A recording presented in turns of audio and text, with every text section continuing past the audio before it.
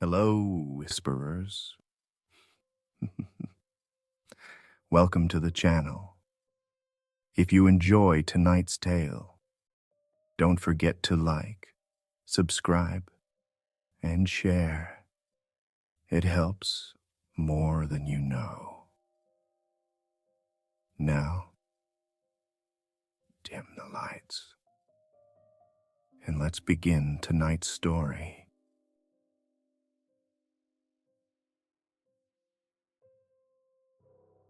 By the time we reached the wetlands, the air already smelled wrong. It had that heavy sweetness that comes from rot mixing with humidity, like the ground itself was breathing warm breath straight into your face. The locals had warned us about the smell long before we arrived, but nothing prepares you for the real thing. It clings to your clothes, seeps into your tongue, and settles in your head until you can't tell if you're tasting it or imagining it. Dalton sat beside me in the truck, staring through the cracked windshield at the tree line ahead. The cypress trees stood like drowned giants, their roots disappearing into swamp water that barely moved. He rested his chin on his fist and muttered that he wished we were back in the snow. Mercer didn't look up from the map in his lap, but I saw the way his eyes kept drifting to the side mirror, like he expected something to follow us. The wetlands had a silence that didn't feel peaceful. It felt expectant. A quarter-mile down the dirt road, we reached the barricade. It wasn't military. It wasn't even well built. It was a wall of rusted cars, refrigerator doors, wire fencing, old swing sets, and broken timber lashed together with rope and hope. Someone had painted "Keep Back" across the front in sloppy red streaks. A sheriff's truck sat abandoned near the entrance, windows shattered outward as if something clawed its way through from the inside. Mercer leaned forward and scanned the mess. They did this in one night, maybe two. His voice stayed calm, but I could hear what he was thinking. Ordinary people only build walls this way when they're terrified. Dalton adjusted the strap of his rifle. It looks like the kids from town built a giant fort. Only, if the kids were scared out of their minds. He tried to smile, but it didn't reach his eyes. The whole area had that unsettled feeling of a place where everyone ran away at the same time. We left the truck behind and walked along the barricade until we found the gap the sheriff had mentioned in the briefing. The opening had been widened from one night to the next. Wood splintered and metal peeled outward. The way the fence bent told me something had pushed its way through, not crawled out. I crouched and ran my fingers over a smear of dried blood on the grass. It felt gritty. It had that sour smell that tells you the body it came from hadn't been dead very long. Dalton rubbed the back of his neck. These things are supposed to be mindless. Why bother breaking a fence when they can just climb it? He spoke quietly, but the words seemed to sink into the swamp air and disappear. Mercer stood a few steps away, scanning the ground with slow care. Mindless doesn't mean weak. He pointed at a muddy drag mark leading deeper into the wetlands, and it doesn't mean they don't follow trails. I checked the area again. Bark stripped from trees. Footprints doubled back on themselves. Patches of grass flattened in circles that made no sense. Everything suggested panic, the kind of panic that spreads fast. Whatever happened here, it wasn't slow. Inside the barricade, the wetlands grew stranger. The water pooled in long channels like veins, reflecting nothing except our movement. Toads stayed silent. Birds didn't even lift from branches as we passed. It felt like every living thing had learned to hold its breath at the same time. We found the first body near a tilted fishing dock that had partially sunk into the mud. The corpse lay half on land, half in the water, skin gray and pulled tight over bone. Something had eaten most of its lower torso, leaving the ribs curled upward like broken fingers. The upper arms had been ripped off at the shoulder joints, the wounds jagged instead of clean. I crouched beside it and tried not to breathe through my nose. The smell had a sweetness that made my throat tighten. Dalton turned away and stared into the trees. I don't like when they do that. It looks too deliberate. Mercer studied the corpse with a small frown. This wasn't feeding. He tapped the edge of a rib with his glove. This looks like searching. I didn't say anything. I just stood there with my boots sinking into the mud and stared at the empty eye sockets. What were they looking for inside him? It was the kind of question you don't want answered. We kept moving, stepping over roots and through patches of shallow water that felt warmer than it should have. A thick fog drifted toward us from deeper in the wetlands, turning the trees into pale silhouettes that swayed without wind. After a while, we found more bodies, some fresh, some bloated. One stuck high in the branches, like something had lifted it and left it there when it lost interest. All of them were torn apart in ways that didn't match any animal I'd ever seen. Dalton blew out a tight breath. I thought ghouls just ate whatever they found. Mercer shook his head. Ordinary ones do. These aren't ordinary. He paused and scanned the fog. A group this large shouldn't exist, not without something pushing them. I felt the weight of his words settle on me. A group big enough to overwhelm a town. A group big enough to make a barricade like that seem small.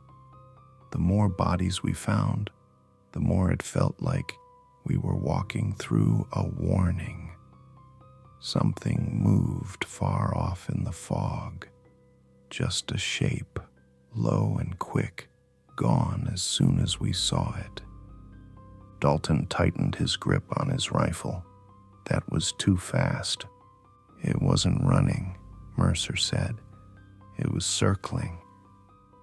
We walked slowly after that, not because we chose to move slow, but because something about the air made it hard to take full steps. The ground felt softer, the fog grew thicker, and the sense of being watched settled on us like damp cloth. We reached a clearing where the mud looked churned. Branches littered the ground. Feathered bits of clothing hung from broken shrubs. Something heavy had been dragged through the center, leaving a trench lined with dark smears that glistened wet even in the low light. Dalton crouched and nudged a scrap of denim with his glove. This wasn't one body. It looks like... He didn't finish. Mercer scanned the tree line. It looks like a feeding ground. I looked down at the torn pieces of fabric and the tracks layered over each other until they blurred. There were too many to count. Too many directions. Too many signs of movement. It felt like standing in the middle of a ripple without knowing which way the wave was coming from. I swallowed and pushed the thought aside. We should keep moving. If this is where they fed, then they're done here. Dalton took a few steps and then stopped. He stared into the fog with his head tilted slightly. Do you hear that? I listened. At first I heard nothing, except distant dripping water and the soft clicking of insects.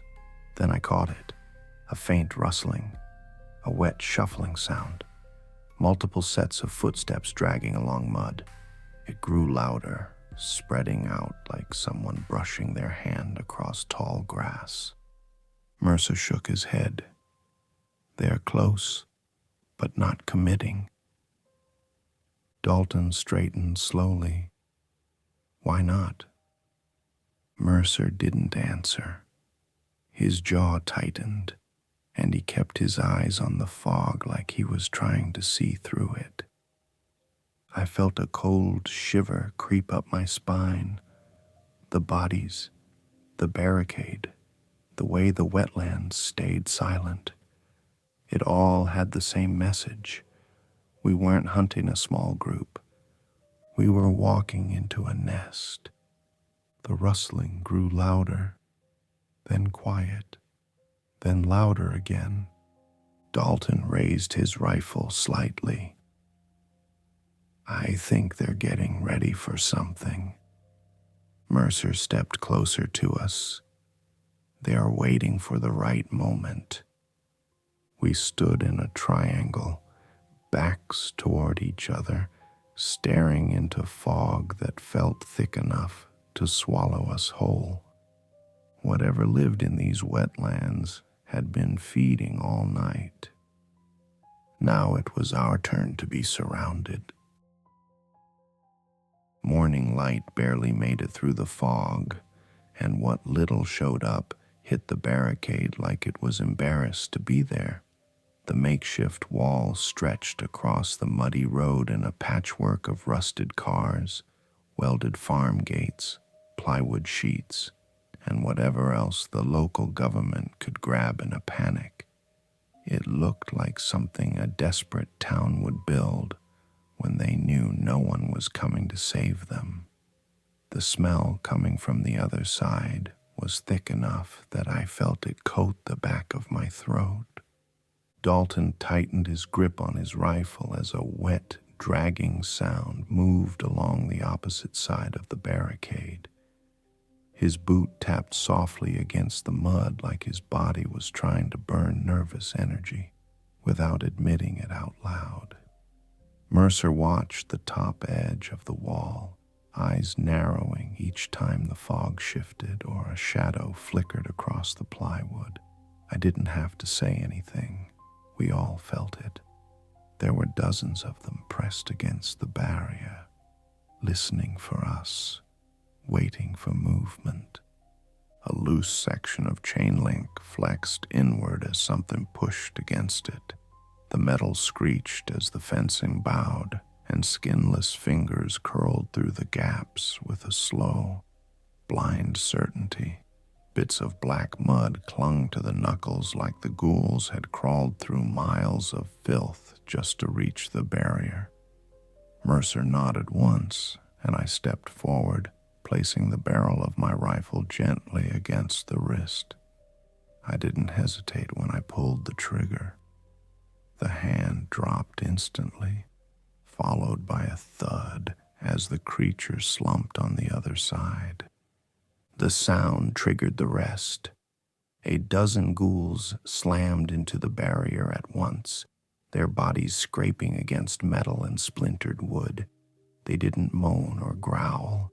They made these shallow, wet inhalations, like they were trying to breathe through lungs that didn't remember how. Sections of the barricade shuddered violently as they clawed at any gap they could find. Dalton scanned left and right, steady and calm, even with the pressure rising around us. He waited for a weak point, spotted it near a rusted sedan wedged sideways, and lined up his shot. The first bullet passed clean through the gap and took one ghoul in the jaw. The second traveled through the opening left behind and punched straight into another one's forehead. The third dropped a crawling body that had somehow made it halfway up the hood of the car without anyone noticing. Dalton didn't say a word. He just adjusted his stance and kept firing when he had a clean shot, as if he'd expected the chaos and had been preparing himself for it from the minute we stepped out of the truck. One of the plywood sheets cracked under strain and began to bow outward. Mercer was already moving before the wood split. He kicked a steel beam into position and held it with his shoulder while he fired through the gap. His rounds tore through skulls and necks, spraying dark fluids across the other side of the barrier. He fired with a steady rhythm, breathing slowly, never rushing a shot even when more bodies pressed against the brake. The pressure eased, just long enough for him to wedge the beam properly into place. I stepped around him to cover the adjacent section of chain link. The fog thinned just enough that I saw shape after shape lurching forward, stumbling over the corpses we'd already dropped. They moved like drunks, trying to sprint, arms jerking, legs bending in crooked angles. One crawled quickly on all fours with its mouth hanging open far too wide for a human jaw. I shot it first because it worried me the most. Then I aimed at the bulk of them, crowding the fence, picking off any head that pressed too close. Each impact made the line collapse inward, as if the ghouls behind were using the dead ones as stepping stones. The barricade held for another minute before part of the welded gates snapped free. A gap opened wide enough for 2 or 3 bodies to squeeze through if they were determined. They were absolutely determined. The first ghoul forced its way through with a sickening bend of its spine, collapsing into the mud before scrambling upright with hands digging deep into the ground for purchase. I put 2 rounds in its skull before it reached me. Another ghoul forced its way through immediately after, its shoulder dislocating audibly as it tried to fit. Dalton and I dropped it with simultaneous shots. More bodies pressed forward, turning the gap into a choke point. It was manageable until a larger ghoul shoved the smaller ones aside and forced the opening wider with its sheer mass. Its arms were longer than the others, and it slapped the mud with an almost human rhythm as it pulled itself forward. Mercer stepped in, fired 3 shots into its chest to slow it, then finished it with a clean round through the eye socket. The creature folded into itself, and the line behind it stumbled over the fresh body. It bought us enough time for me to jam a heavy tire rim into the gap. It wasn't secure, but it slowed them. The sounds from the opposite side changed. The ghouls weren't mindless. Not exactly. They didn't think, but they reacted. They shifted pressure to a different section, clawing aggressively at another weak spot. Dalton was already there, bracing his shoulder against the shaking metal and firing fast, controlled bursts into the fog. Bodies dropped, one after another, but every time one fell, another pressed forward as if crawling through a tunnel made of their own dead. The fog carried a scent of rotting meat from the swamp beyond the barricade. It made the air feel heavy enough to chew. The ground was slick from the amount of fluid leaking through the cracks. Mercer scanned the entire wall again and finally said what I had been waiting for since dawn. He spoke quietly, with that calm, resolute tone he used when he had already made up his mind.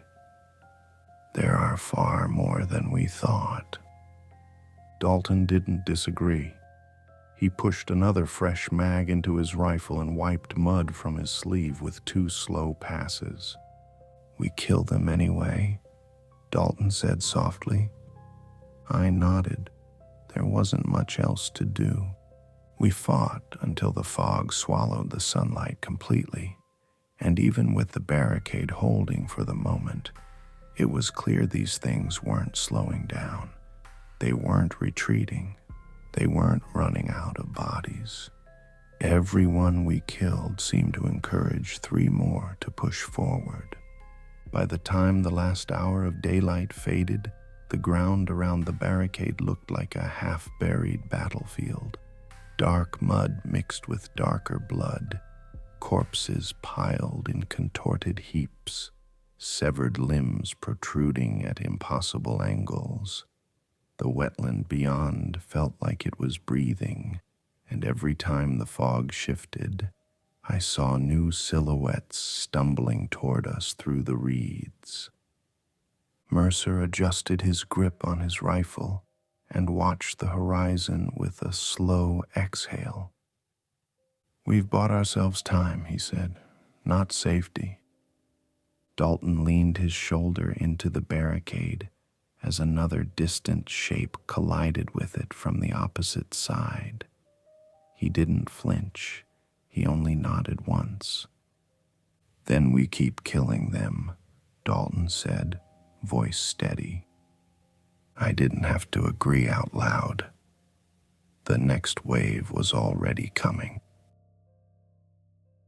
The barricade groaned under its own weight, boards shifting as wind slid across the wetlands. The air smelled like copper and old water, a kind of sour rot that clung to the back of my teeth. I could hear the ghouls on the far side moving in that restless way they had, limbs scraping against one another as though they were never comfortable in their own bodies. Dalton sat with his back against a stack of sandbags. His coat was smeared in mud and something darker that I tried not to identify. Every few seconds he rubbed his thumb along the stock of his rifle, like he was trying to smooth out all the moments that had gone wrong. Mercer crouched near the gap we'd made in the barricade. He kept watching the tree line because he'd started to notice how quiet it had gotten. The ghouls never stayed calm for long, and any silence meant motion gathering somewhere out of sight. I understood why he stared. I did the same thing every time my heart stopped pounding long enough for me to breathe. When the first ghoul stumbled into view, it came alone. Its skin hung in thick, dripping folds, like it had been left out to rot and decided to keep walking anyway. I raised my rifle and waited for it to close the distance. The shot went clean, and the creature fell hard into the mud with a sound like a wet bag hitting the ground. It didn't stop twitching until Mercer stepped forward and drove his boot into its spine. More followed behind it. They came without coordination or hesitation, moving through the swamp water with that sloppy but determined stride. Dalton handled the first cluster that broke through a weak part of the barrier, his bullets punching through soft skulls like rotten fruit. I watched him fire until the smoke from his barrel drifted into the fog, turning the air into something thick and metallic. We moved forward to prevent a full breach. Mercer swept the low ground with controlled bursts while I took the right flank. The trees shook as bodies pushed through the undergrowth, falling into the water and clawing straight back up again. Their persistence was the worst part. They didn't react to pain or fear. They just pressed forward as if the only thing that mattered was closing the distance. One ghoul came at me faster than I expected. It was missing an arm, but its remaining one reached for my throat in a jerking motion. I used my knee to shove it back and drove my knife under its jaw. The blade met little resistance. sliding in like the tissue had already softened long before I got there. I held it until the twitching stopped, then let it slide down my leg into the mud. Dalton muttered something under his breath and reloaded. His hands shook not from fear, but from exhaustion. He had been firing almost non-stop, and his fingers looked raw from the cold water and the friction of the magazine lips. I handed him one of mine without saying anything. He took it and nodded once. The next wave was bigger. The barricade rattled from the weight of bodies slamming into it, their limbs reaching blindly through the gaps. Mercer handled the left, while Dalton took the center, and I moved to plug the lowest openings. The ghouls poured through in a constant line, slipping over each other, their teeth clacking as though hunger could drive sound. I used short bursts because anything longer would have been a waste. The recoil bruised my shoulder, and every shot felt heavier than the one before. Blood soaked into the mud until it turned black and thick, and the smell of it mixed with the damp earth in a way that made my stomach tighten. At one point, a ghoul crawled beneath the barricade, dragging its ruined body forward with its elbows. Its jaw hung sideways, connected by a thin strip of tissue. I crushed its skull with the butt of my rifle, pushing it back under the boards until it stopped moving. The wood creaked as more bodies pressed against it. Mercer called out that the far left was folding. He didn't shout, but his tone had that tightness that happened only when things were moments from collapse. We moved together, guns ready, and found 3 ghouls climbing the sandbags like ants on a mound. Mercer shot the first one cleanly. I stabbed the second in the temple. Dalton took the third by grabbing its hair and driving it backward into a tree stump until its neck snapped. For a moment, the line held. Then the fog shifted. Dozens of silhouettes moved through the wetlands, dragging water up with every step. The sound of their feet slapping the surface echoed like rain on metal. They didn't hurry. They didn't hesitate. They just came forward in a steady wall of pale bodies and open mouths. Dalton exhaled slowly. He adjusted his grip and looked at me. "We're gonna run out of ammo," he said. I didn't say anything because I knew he was right. Mercer didn't need to respond either. He simply positioned himself so we formed a triangle, each of us watching a direction. The first ghoul reached us, and Mercer shot it through the eye. The second tripped over the body and crawled toward Dalton, who stomped its wrist until the bones broke and put a bullet into its skull. The next few surged together, moving like some awful tide. We met them with knives, rifle stocks, boots, anything we could swing without wasting precious rounds. I lost track of time as we fought. My arms felt heavy and numb. My vision blurred at the edges and every breath burned. Ghouls piled up around our feet, some still moving even after being shot or stabbed. They were relentless, and everyone we dropped seemed to be replaced by 2 more. Eventually, the surge thinned. Bodies lay everywhere, tangled in the reeds and half submerged in the water. The barricade had nearly collapsed, but it had held just long enough. The remaining ghouls wandered without direction, dazed or damaged. We finished them quietly, one by one, until the wetlands fell silent again. Mercer leaned against a tree, breathing through his nose with slow, controlled steadiness. Dalton sat in the mud, staring at his hands as though he barely recognized them. I walked the perimeter and listened to the quiet. It felt strange, like the world had forgotten how to make sound. As dawn crept in, a helicopter broke the sky. The sound of its rotors cut through the fog, scattering loose leaves across the water. We made our way toward it, moving like men twice our age. Inside, on the seat waiting for me, was a folder. Dalton rubbed his forehead. Mercer closed his eyes for a moment. I picked up the folder and opened it, already bracing myself. I picked it up. Windstorms. Bodies found half buried in wheat fields. Homes stripped to the foundation, as if something moved through them faster than weather should. Locals called it the thing in the dust. Kansas. Something waiting in the prairie wind.